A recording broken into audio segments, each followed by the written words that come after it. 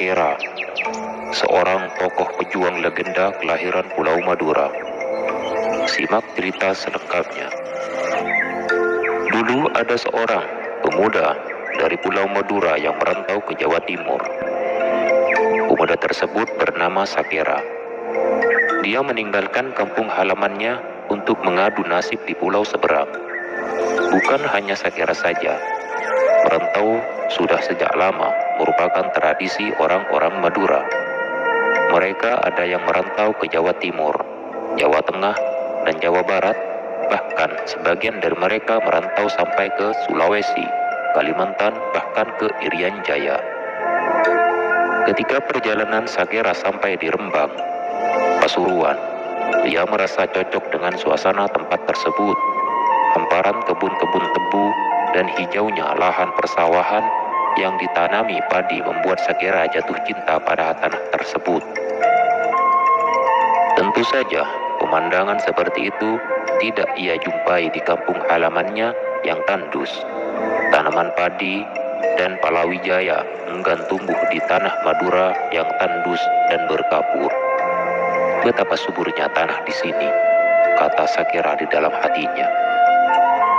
Bukan hanya halaman yang menarik hati Sakera, ternyata ia merasa tidak asing dengan penduduk Rembang karena sebagian dari penduduknya juga berasal dari Madura.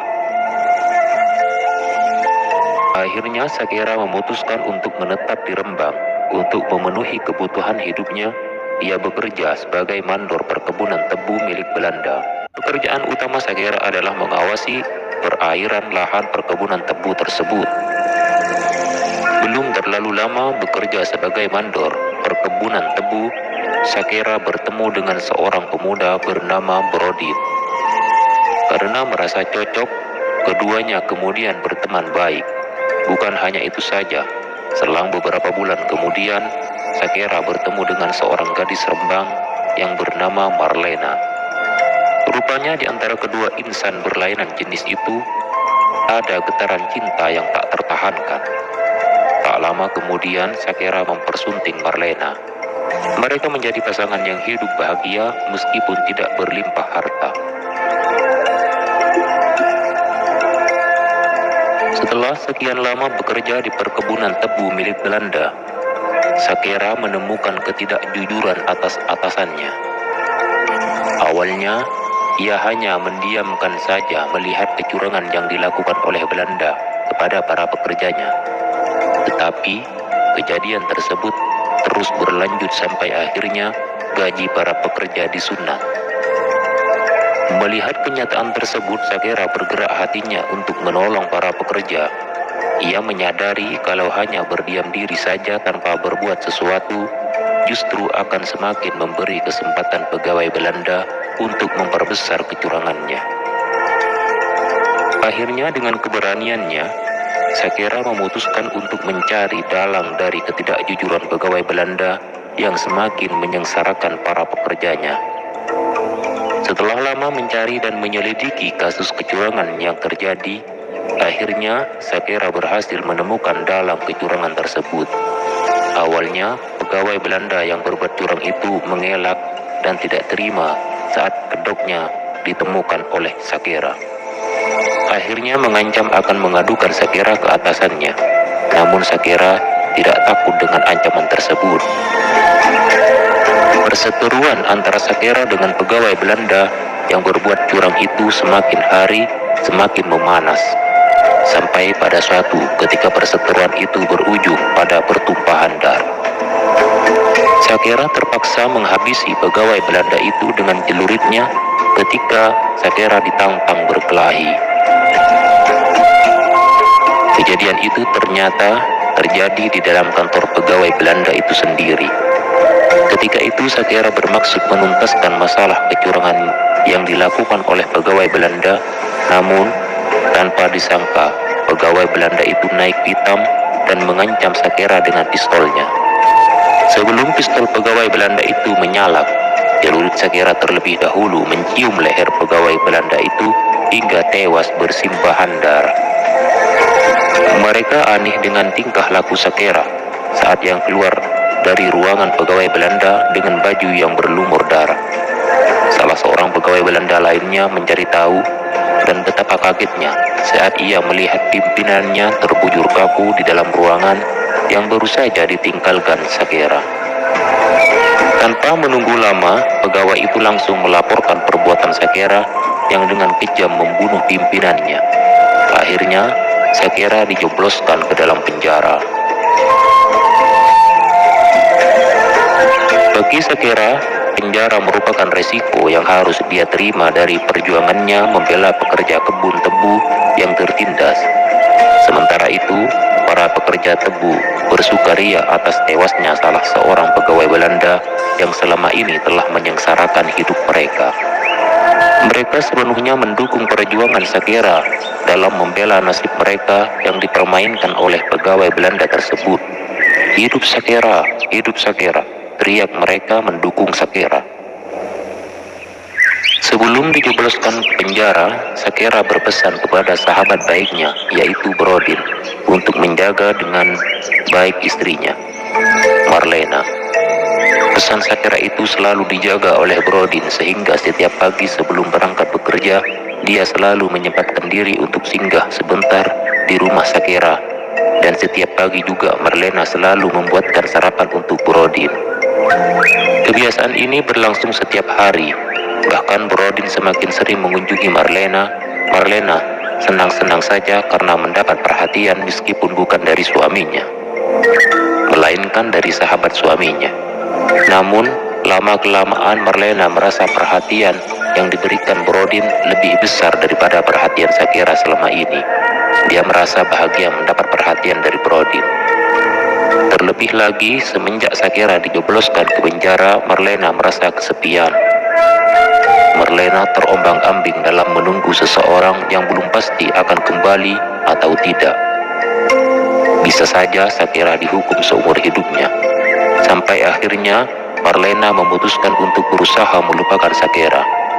Kemudian Marlena mencoba membuka hati untuk seseorang yang pasti akan memberikan kasih sayang kepadanya setiap saat. Siapakah dia? Yaitu Brodin, sahabat setia Sakera. Hal yang tak disangka-sangka oleh Marlena akhirnya terjadi.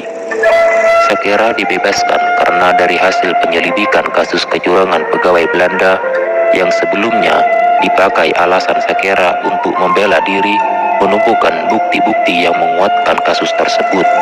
Akhirnya, komplotan pegawai Belanda lainnya yang melakukan kecurangan juga dijebloskan ke dalam penjara.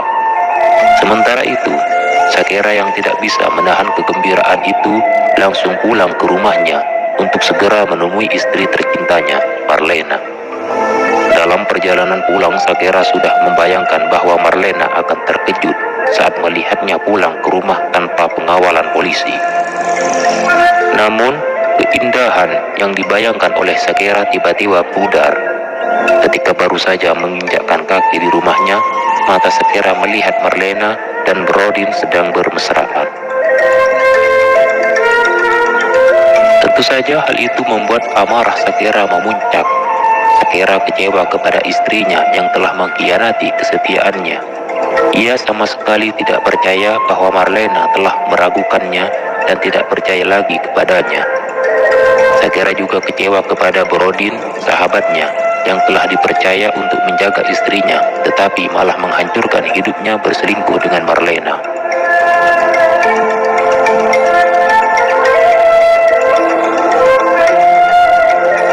Brodin yang juga kaget melihat Sakera dengan wajah geram itu kontan saja keluar dari rumah Sakera.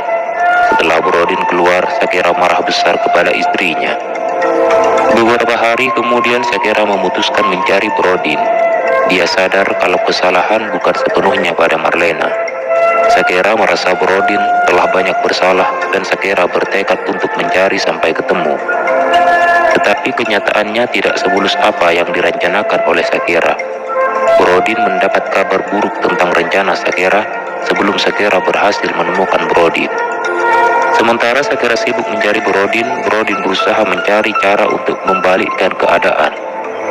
Brodin ingin melihat Sakera terbunuh sebelum Sakera menemukan dan membunuhnya. Brodin ingin Sakera mati di tangannya. Berbagai cara sudah dilakukan oleh Brodin untuk membunuh Sakera, tapi selalu gagal karena Sakera selalu dapat meloloskan diri, sampai akhirnya Brodin menemukan cara yang dianggapnya ampuh. Dengan bantuan kelompoknya, Brodin membuat tayuban di daerah sekitar Rombo dengan mengundang semua orang yang ada di Pasuruan.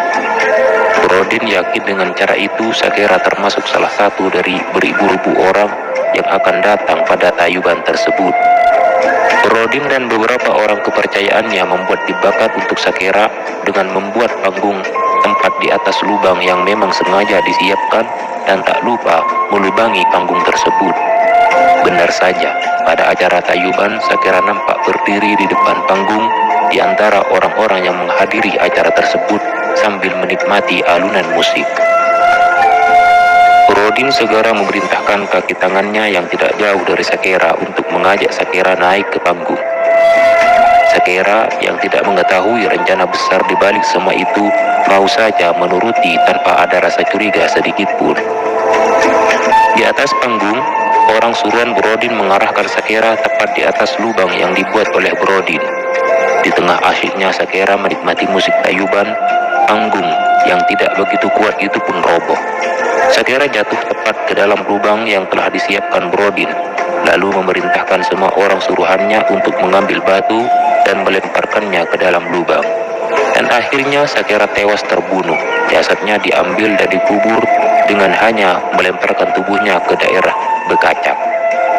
Berkat kegigihan dan perjuangannya membela kaum tertindas, masyarakat Pasuruan mengabadikan nama Sakera sebagai nama supporter sepak bola Kabupaten Pasuruan.